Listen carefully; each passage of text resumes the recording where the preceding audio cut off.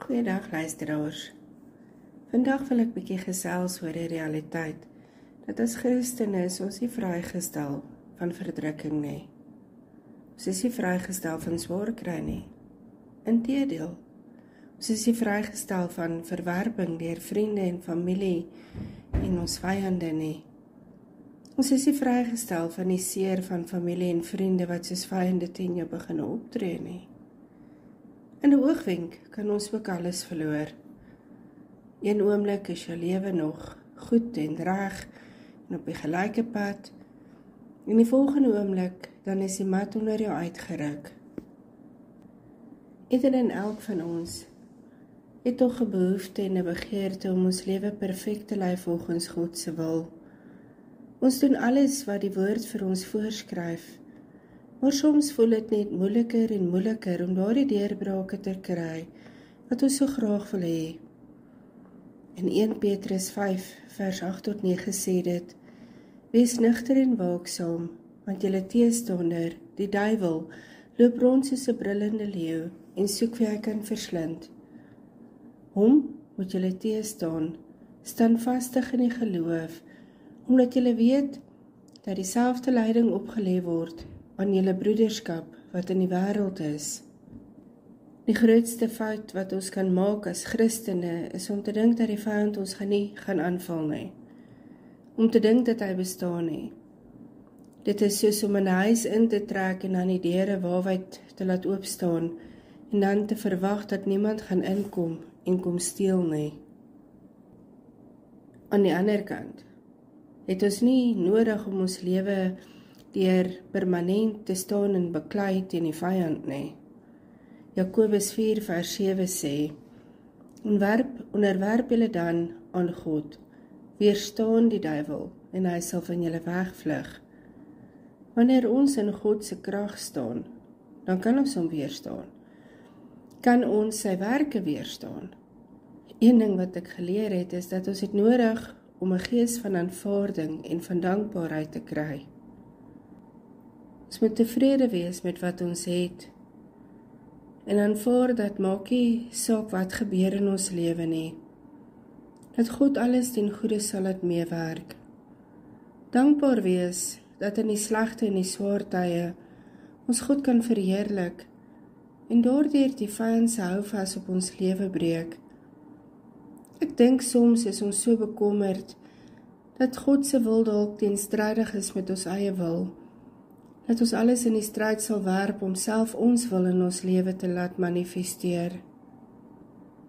Dit bring angs en vrees en dit maak verskeie deure oop vir die vyand om ons aan te val. Ek dink aan Sadrag, Mesach en Abednego wat gevange geneem is, omdat hulle nie die beeld van die koning wou aanbid nie. En ek lees Daniël 3 vers 16 tot 18. Sadrag, Mesach en Abednego het geantwoord en aan koning Nebukadneser gesê: Ons ag dit nie nodig om u hierop te antwoord nie. As ons God wat ons dien in staat is om ons te verlos, dan sal hy ons uit die brandende vuuroond en uit u hand, o koning, verlos. Maar so nie, laat dit u dan bekend wees, o koning, dat ons u gode nie sal dien nie, en u goue beeld wat u opgerig het, nie sal aanbid nie. In donker tye en in swaar tye bid ons tot die Here, en ons vra dat hy ons omstandighede moet verlos. Ek wonder hoe tevrede ons sal wees om te bid: Here, as dit u wil is dat ons in hierdie storm moet bly, as dit u wil is dat ek deur hierdie vuuroond moet loop, dat ek alles moet verloor, dat ek steeds sal aanbid. Ons bid maklik in geloof en ons staan op dit wat ons voorbid. In geloof roep ons aan asof dit reeds gebeur het. En vanoggend wil ek hierdie gesprek so 'n bietjie ongemaklik maak deur die vraag te vra: hoe tevrede sal jy wees as die Here kies om jou nie te verlos nie? As dit wat jy tans deurgaan deel is van sy groter plan om ander tot redding en inkeer te bring, is jy bereid om tevrede te wees met wat jy het? alles wat jy het, nie die enkele rots van gebed waarop jy vasklou. Ek dink aan Paulus, en ek dink hoe wonderlik dit moet wees om die salwing te ontvang wat Paulus gehad het. Maar saam met daardie salwing was daar ook 'n prys om te betaal. Genade, wat arme Paulus darm maar moes deurmaak. Ek lees 2 Korintiërs 11 vers 23 tot 28. Is julle dienaars van Christus? Ek praat in uitsinnigheid, ek nog meer, in arbeid oorvloediger, in slaap bo die maat, in gevangenskappe baie meer, in doodsgevare dikwels. 5 maal het ek van die Jode ontvang 40 houe op een na. 3 maal is ek met stokke geslaan. 1 maal is ek gestenig. 3 maal het ek skipbreek gelei. 'n dag en 'n nag het ek op die diep water deurgebring. Dikwels op reis, in gevare van riviere, in gevare van rowers, in gevare van my volk, in gevare van die heidene, in gevare in die stad, in gevare in die woestyn, in gevare op die see, in gevare onder valse broeders, in koue en in moeite, in slapelose nagte dikwels, in honger en dors, dikwels sonder ete, in koue en naaktheid. Behalwe dit alles, my daaglikse bekommernis, die sorg van die gemeente. Paulus wat sy lewe geoffer het, en van dorp tot dorp gereis het, om die evangelie te verkondig en die gemeentes te stig. En net het hy al sy besittings en sy lewe sy loopbaan opgeoffer nie. Hy het ook telkens sy liggaam geoffer, wanneer hy deur verskriklike mishandeling gegaan het. So maklik kon Paulus in die tronk gaan sit het en opgegee het. Hy het alle reg gehad om met God te stry, oor hoe onregverdig dit is dat hy deur dit alles moet gaan. Hoe hy sy lewe en alles geoffer het, en dat hy kon verwag het dat die Here hom moet bewaar van al die aanvalle op sy lewe. Maar nee, hy sit in die tronk en hy sing lofliedere tot eer van die Here. In Handelinge 16 vers 25 en 26 beskryf dit, en omtrent middernag het Paulus en Silas gebid en lofliedere tot eer van die Here gesing, en die gevangenes het na hulle geluister.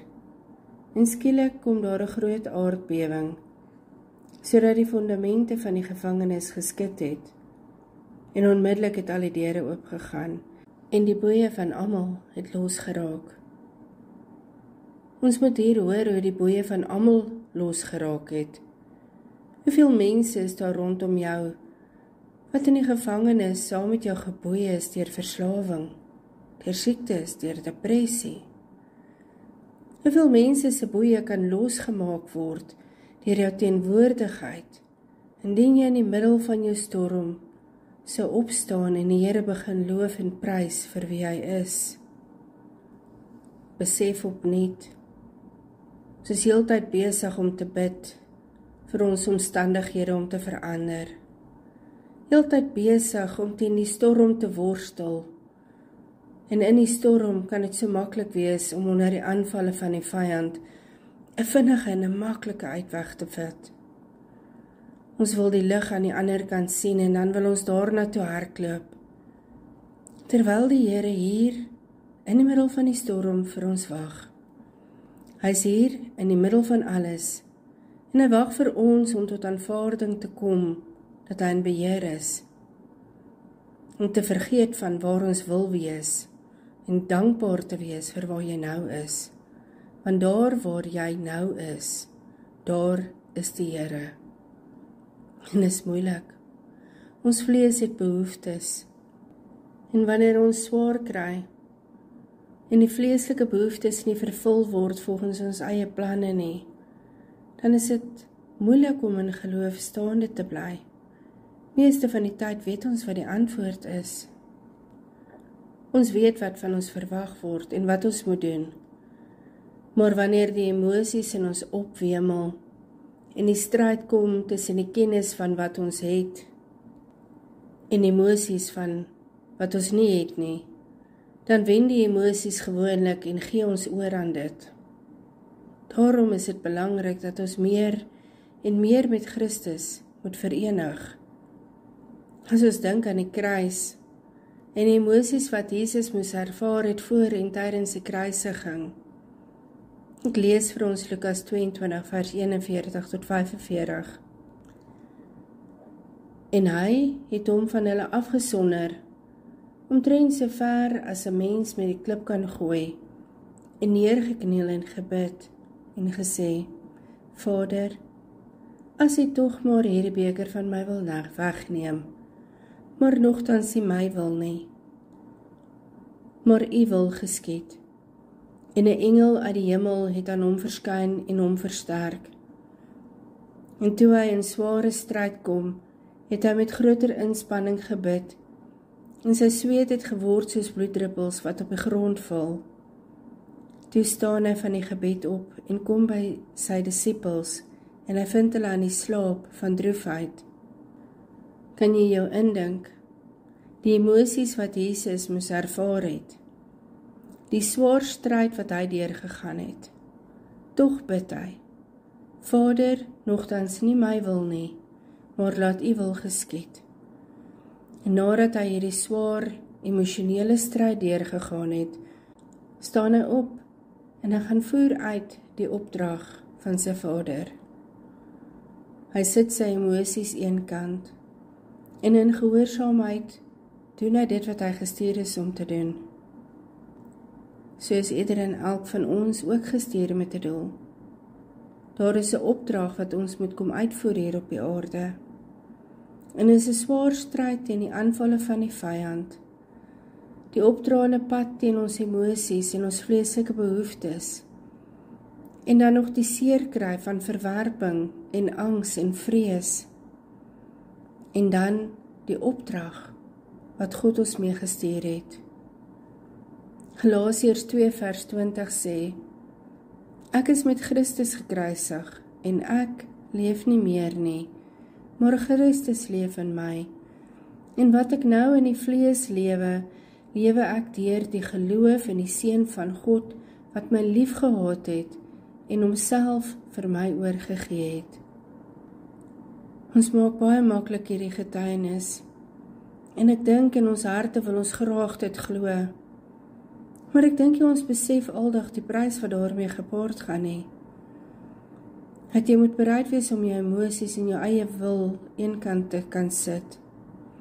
Dat jy moet bereid wees om tevrede te wees met jou omstandighede, goed of sleg, terwyl jy die opdrag van Vader uitvoer. Ons maak net geheel en al te veel staat op ons gevoelens en emosies. Gevoelens en emosies lei ons in 'n versoeking. Dit bring twyfel en dit lei ons na afdraaipaadjies. Gevoelens en emosies kan in 'n oogwenk verander en dit kan situasies omvergooi. Dit is nie stabiel nie en jy kan nie daarop staat maak nie. Daarenteen kyk ons na die woord van God. Hebreërs 4 vers 12 sê, want die woord van God is lewend en kragtig en skerper as enige tweesnydende swaard